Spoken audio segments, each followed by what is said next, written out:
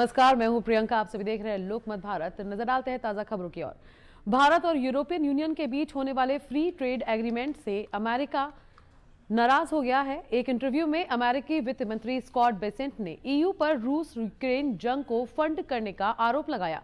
Besant ने कहा कि यूरोप भारत से रिफाइंड ऑयल प्रोडक्ट खरीदता है जो रूसी तेल से बने हैं। इससे वह अपने खिलाफ जंग को फाइनेंस कर रहा है। दरअसल भारत और यूरोपीय यूनियन के बीच आज फ्री ट्रेड एग्रीमेंट को लेकर समझौते का ऐलान हो सकता है।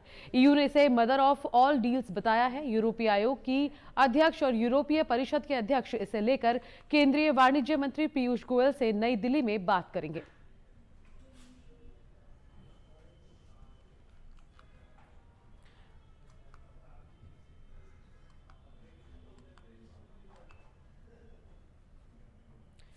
व्हाइट हाउस ने गाजा से इजरायली बंधकों की वापसी और युद्ध के बाद पुनर्निर्माण में मदद के लिए एक नए अंतर्राष्ट्रीय तंत्र के गठन को मिडिल ईस्ट में विदेश नीति की एक बड़ी उपलब्धि बताया है। डोनाल्ड ट्रंप का जिक्र करते हुए प्रेस सेक्रेटरी कैरोलिन लेविट ने कहा कि राष्ट्रपति ने गाजा से बंधकों के आखिरी बचे हुए शव की वापसी सुनिश्चित करने में मदद की है।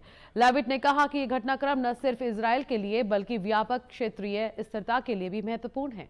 उन्होंने कहा कि 20 से ज्यादा देशों ने गाजा के पुनर्निर्माण पर केंद्रीय एक नए स्थापित बोर्ड ऑफ पीस पर हस्ताक्षर किए हैं। भारत और पश्चिमी एशिया में हो रहे घटनाक्रमों पर नजर रखने वाले अन्य देशों के लिए गाजा के पुनर्निर्माण और क्षेत्रीय कूटनीति में अमेरिका की बदलती भूमिका को व्यापक मिडिल ईस्ट स्थिरता और भविष्य की शांति पहलों के लिए महत्वपूर्ण माना जा रहा है।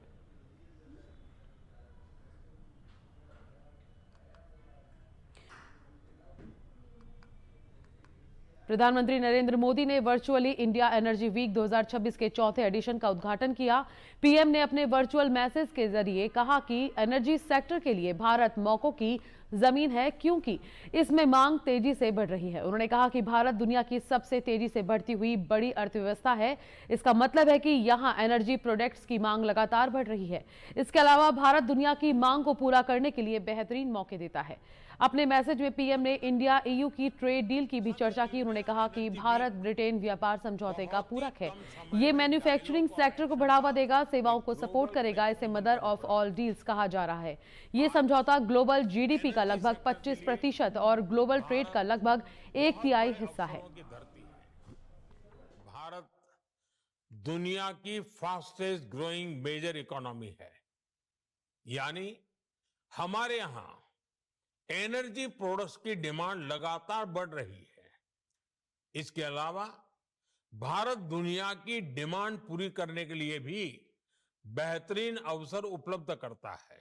आज हम दुनिया में पेट्रोलियम प्रोडक्ट्स के टॉप 5 एक्सपोर्टर्स में से एक हैं। शंकराचार्य अभिमुक्तेश्वरानंद और माघ मेला प्रशासन के बीच शुरू हुआ विवाद अब सरकार के लिए मुसीबत बन गया है। बरेली में सिटी मजिस्ट्रेट अलंकार अग्निहोत्री के इस्तीफे के बाद अभिमुक्तेश्वरानंद ने सरकार पर हमला तेज कर दिया है। उन्होंने कहा कि आज की लड़ाई हिंदू मुसलमान या अंग्रेज भारतीय की नहीं, नकली और असली हिंदू के बीच है। मेरी सिटी मजिस्ट्रेट से फोन पर बात हुई है, वह सनातन धर्म के अलंकार है। अफसर ने मुझसे कहा कि अत्याचारी सरकार का अंग होना मुझे भी पाप में डालेगा, इसलिए सरकार का अंग बनकर काम करना मुश्किल हो गया है। इधर अयोध्या छावनी धाम के परमहंस महाराज ने कहा कि अभिमुक्तेश्वरानंद और सतुआ बाबा ने माघ मेले को बदनाम किया है। दोनों को माघ मेले में आने से पूरी तरह प्रतिबंध लगा देना चाहिए। स्वामी अभिमुक्तेश्वरानंद पर जो एनएसए लगाना चाहिए।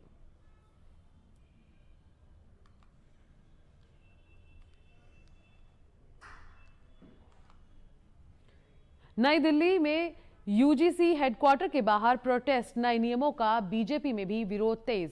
यूजीसी के उच्च शिक्षा संस्थानों में समानता विनियम 2026 को लेकर राजनीतिक विवाद गहरा गया है। समर्थक इसे भेदभाव खत्म करने की पहल बता रहे हैं, जबकि विरोधी दुरुपयोग और ध्रुवीकरण का खतरा जता रहे हैं। दिल्ली में नए नियमों के खिलाफ विरोध प्रदर्शन हो रहा है। स्वर्ण समुदायों के छात्रों ने यूनिवर्सिटी ग्रांट्स कमीशन के हेडक्वार्टर के बाहर विरोध प्रदर्शन करने ऐलान किया है। बढ़ते विवाद के बीच यूनिटी का आह्वान करते हुए छात्र समूह ने अपने साथियों से नए नियमों का विरोध दर्ज कराने के लिए बड़ी संख्या में इकट्ठा होने की अपील की है। सुप्रीम कोर्ट में एक पब्लिक इंटरेस्ट लिटिगेशन भी दायर की गई है, जिसमें यूजीसी के हायर एजुकेशन संस्थानों में समानता को बढ़ावा देने वाले रेगुलेशनरों को चुनौती दी गई है। आलोचकों का कहना है कि ये एक तरफा और अस्पष्ट है और इसका गलत इस्तेमाल हो सकता है। यूनिवर्सिटी ग्रांट्स कमीशन ने भी सभी हायर एजुकेशन संस्थानों के लिए भेदभाव की शिकायतों से निपटने के लिए equal opportunity centre, equity committee और 24/7 शिकायत हेल्पलाइन बनाना जरूरी कर दिया है। खासकर एससी, एसटी और ओबीसी स्टूडेंट्स के लिए यूजीसी का कहना है कि नियमों का मकसद कैंपस में निष्पक्षता और सबको शामिल करना सुनिश्चित करना है। इसी नियम को लेकर कुछ विरोध किया जा रहा है।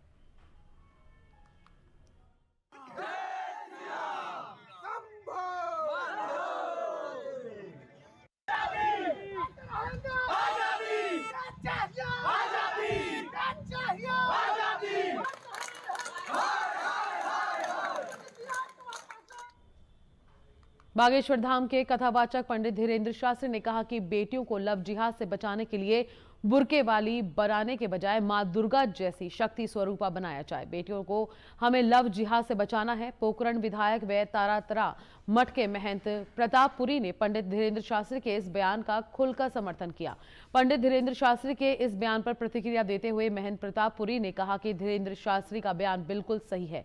हमारी मातृशक्ति की परंपरा है कि उनका निर्माण करने वाली हमारी बहन बेटियां बने।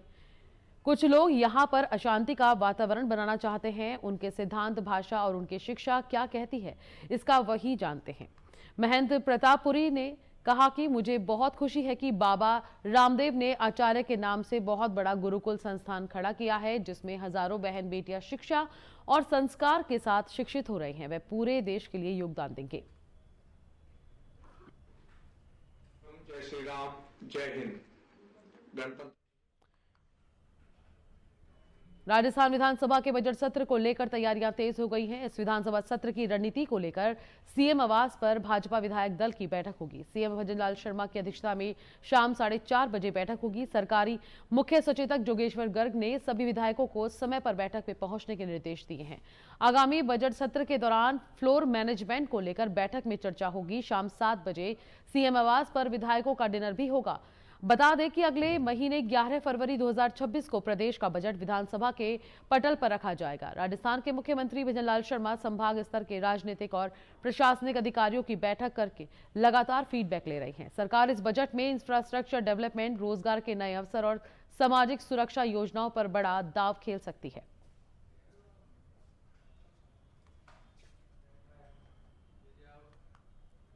पश्चिम बंगाल के साउथ 24 परगना जिले में 2 गोदामों में आग लगने से 8 लोगों की मौत हो गई है। अभी भी कई मजदूर लापता हैं। पुलिस के मुताबिक आग सुबह करीब 3 बजे लगी। दमकल की 12 गाड़ियों ने करीब 7 घंटे की मशक्कत के बाद सुबह 10 बजे आग पर काबू पाया। शाम करीब 5 बजे 3 शव मिले। बाद में तलाशी के दौरान 5 और शव बरामद किए गए। बारुईपुर पुलिस जिला एसपी शुभेंदु कुमार ने बताया कि सभी शव इतनी बुरी तरह झुलस चुके हैं कि पहचान संभव नहीं है। शुरुआत में 6 लोगों के लापता होने की सूचना मिली थी, लेकिन परिजनों का कहना है कि ये संख्या 10 से ज्यादा हो सकती है। गोदाम में एक डेकोरेटिंग कंपनी और एक लोकप्रिय मोमो चेन के मजदूर काम कर रहे थे, जो वहीं अस्थायी कमरों में रहते थे।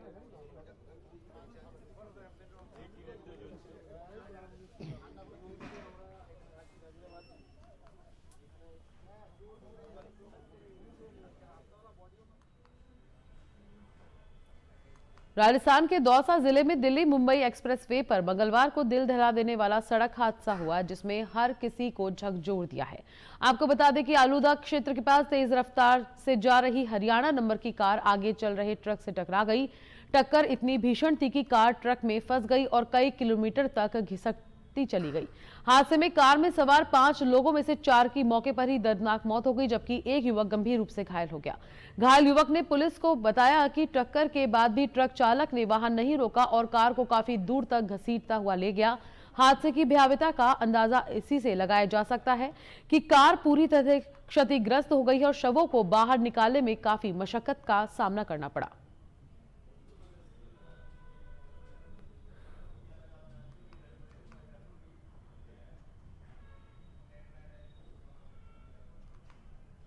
राजस्थान के नागौर जिले से एक बेहद चौंकाने वाला मामला सामने आया है। गणतंत्र दिवस की पूर्व संध्या पर सुरक्षा एजेंसियों ने एक बड़ी साजिश या अवैध कारोबार का भंडाफोड़ करते हुए करीब 9,550 किलोग्राम विस्फोटक सामग्री बरामद की है। मामले की गंभीरता को देखते हुए केंद्रीय जांच एजेंसी और इंटेलिजेंस ब्यूरो की टीमों ने नागौर में डेरा डाल दिया है। पुलिस ने नागौर के हरसौर गांव स्थित एक फार्म हाउस पर छापेमारी की। भारी मात्रा में अमोनियम नाइट्रेट बरामद किया गया। विस्फोटक सामग्री में 187 कट्टे ammonia nitrate, 9 carton detonator, 27 carton और 20 बंडल फ्यूज वायर शामिल थे। पुलिस ने इस मामले में मुख्य आरोपी सुलेमान खान को गिरफ्तार किया है। स्वास्थ्य की गंभीर हालत को देखते हुए उसे अजमेर के जेएलएन अस्पताल रेफर किया गया है, जहां फिलहाल आरोपी भारी पुलिस सुरक्षा के बीच आईसीयू में भर्ती है।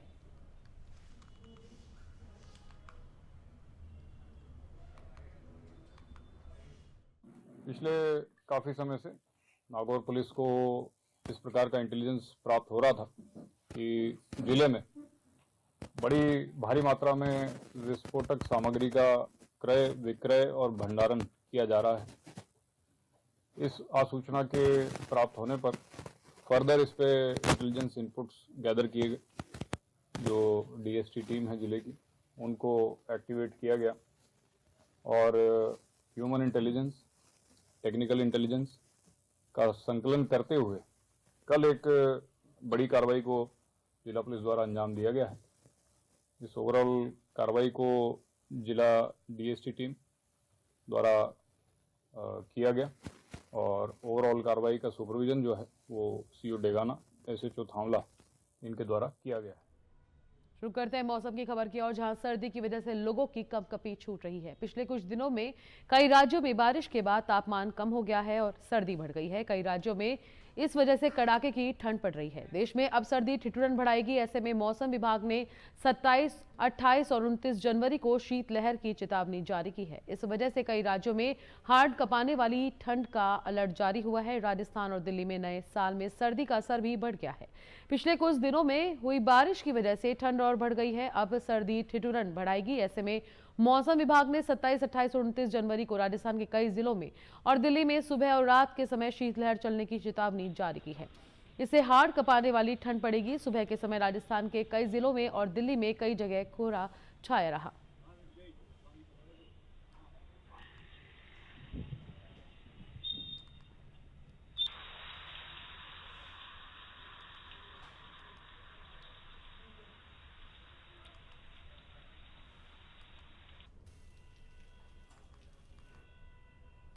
मंदसौर में 77वें गणतंत्र दिवस के अवसर पर जिला मुख्यालय स्थित राजीव गांधी शासकीय महाविद्यालय के क्रीड़ा परिसर में जिला स्तरीय समारोह का भव्य आयोजन किया गया। समारोह के मुख्य अतिथि जिला कलेक्टर अदिति गर्ग रही, जिन्होंने राष्ट्रीय ध्वज फहराया और उपस्थित जनसमूह को गणतंत्र दिवस की शुभकामनाएं दी। ध्वजारोहण के साथ राष्ट्रगान की गूंज से पूरा परिसर देशभक्ति के वातावरण में सराबोर हो गया।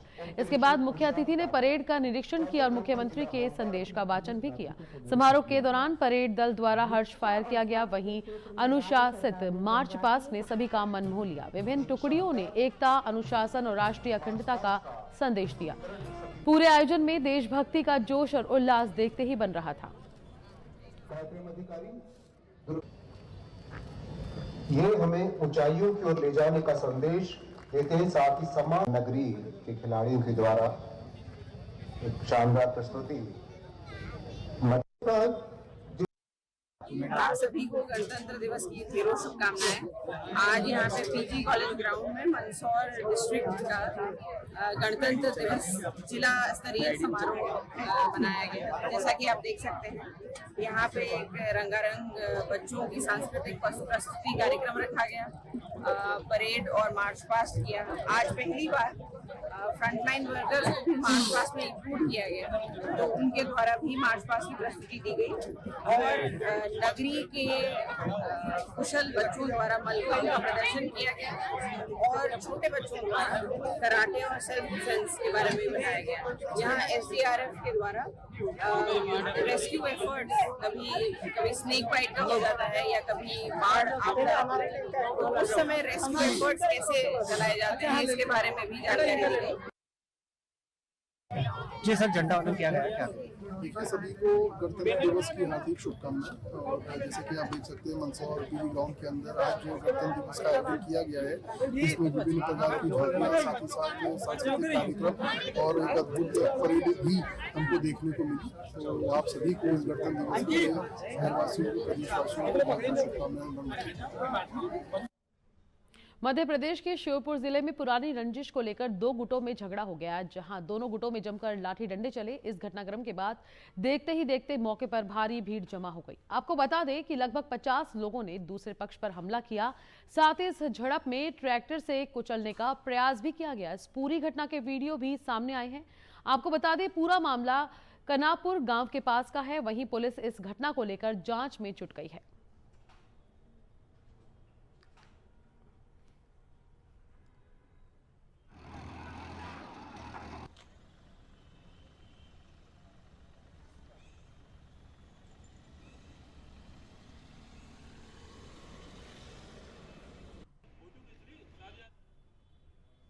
अभी के लिए फिलहाल इतना ही। देखते रहिए लोकमत भारत। नमस्कार।